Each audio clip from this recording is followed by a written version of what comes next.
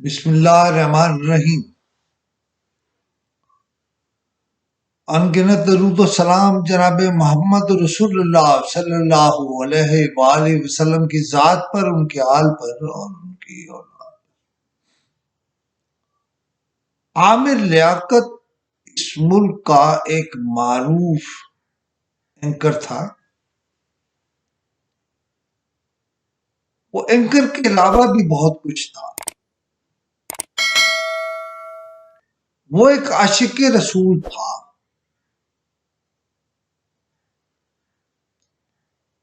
میری زندگی کے جو انٹریکشن ہوئے،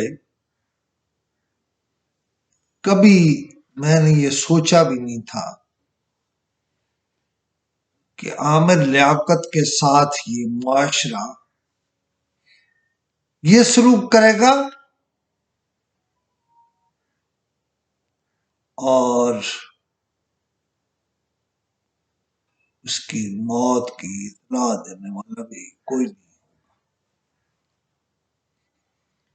عامر لیاقت کی موت ایک معمہ ہے۔ عامر لیاقت ایک جیتا جاگتا انسان تھا۔ عامر لیاقت کی تیسری شادی بھی ویسے ایک مہمے سے کم نہ تھی۔ عامر لیاقت کی تیسری شادی اور خصوصاً تیسری بیوی کا کردار اس قدر مشکوک ہے، اسے ہی عامر لیاقت کی موت کا ذمہ دار قرار دیا جا سکتا ہے۔ لیکن جو کچھ عامر لیاقت کے ساتھ اس کی پہلی فیملیز نے کیا، یہ بھی ایک سوال ہے، بلکہ کئی سوالات ہیں۔ سوال یہ ہے کہ اس نے شادی تو کی تھی، کوئی حرام کام نہیں کیا تھا، اور شادی کرنا کوئی برا کام بھی نہیں ہے۔ لیکن ہمارے ہاں کچھ آزاد خیال خواتین نے اتنے، یعنی وہ ایک پلے کارڈ اٹھاتی ہے تو اسے دکھاتے ہیں، اور دوسری طرف رب رحیم کے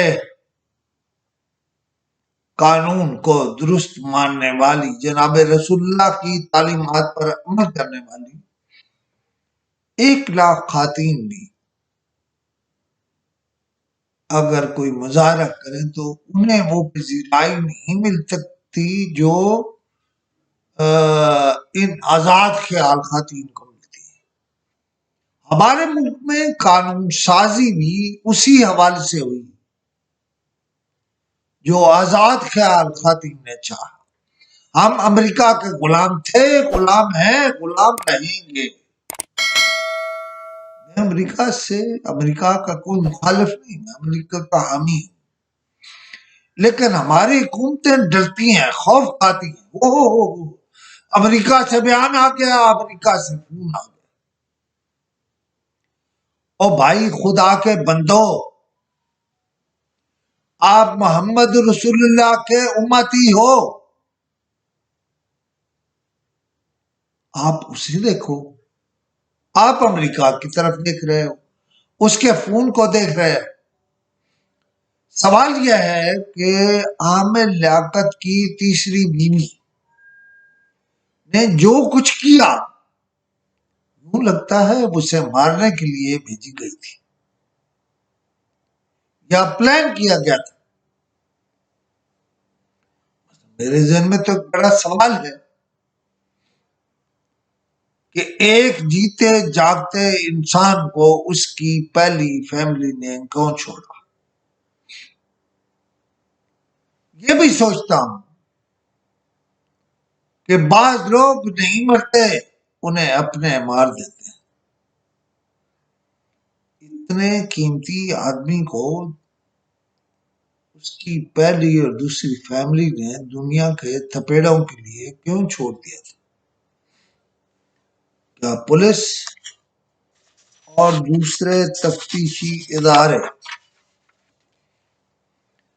یہ تحقیق کریں گے کہ کہیں عامر لیاقت کی تیسری بیوی اسے لوٹنے تو نہیں آئی تھی،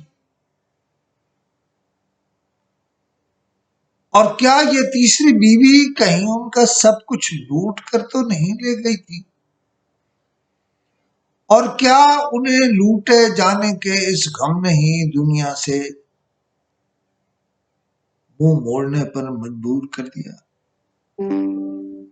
کیا پولیس اور تفتیشی ادارے اس تیسری خاتون سے پوچھیں گے کہ کیا عامر لیاقت کو گھر کے باتھ روم میں کپڑے پہن کر نہانا چاہیے تھا؟ یہ خاتون ایسی خاتون ہے جو اپنی آزادی کی بات تو کرتی ہے، جو اپنے رسم الرواج کی بات تو کرتی ہے، لیکن ایک مرد کو، عامر لیاقت کو گھر میں آزادی نہیں ہے۔ وہ جہاں جاتا ہے اس کی ویڈیوز بنتی ہے۔ کیا کوئی ادارہ اس سے پوچھے گا اس خاتون کہ تو ویڈیوز کیوں بناتی رہی؟ کیا خاوندہ بیوی کا یہی تعلق ہوتا ہے؟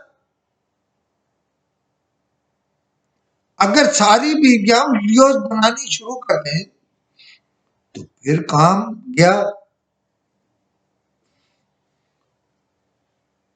عامر لیاقت کو آزادی نہیں تھی وہ اپنے گھر کی چار دیواری کے اندر آزاد پھرے۔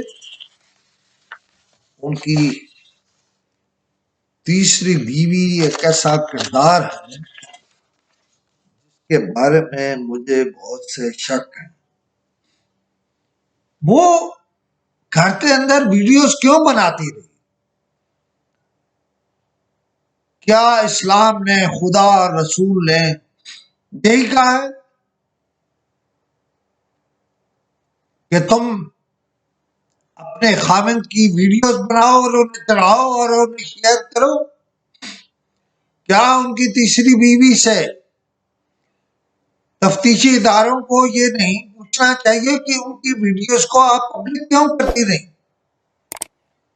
کیا تفتیشی ادارے اس بات کو اور اس نقطہ کو بھی دیکھیں گے کہ ان کی تیسری بیوی نے کہیں انہیں سلو پوائزننگ تو نہیں کی جس کے نتیجے میں وہ اس دنیا سے چلے گئے؟ دنیا والوں، عامر لیاقت نے اپنی زندگی کی انیک سکوپ کھیلی، لیکن وہ جو آزاد خیال ہیں اور وہ جو پابند صلاحت ہیں، میں ان سب سے پوچھوں گا کہ کہیں ایسا تو نہیں ہوا کہ یہ تیسری بیوی جو ہے ان کی اسی کا کردار مشکوک ہے اور اسی نے انہیں موت کے منہ تک پہنچایا؟ اور کیا کہیں عامر لیاقت کو سلو پوائزننگ تو نہیں ہوئی؟ میں کوشش کروں گا کہ انہی نکات کو میں آگے بڑھاتا رہوں، لیکن آج کے لیے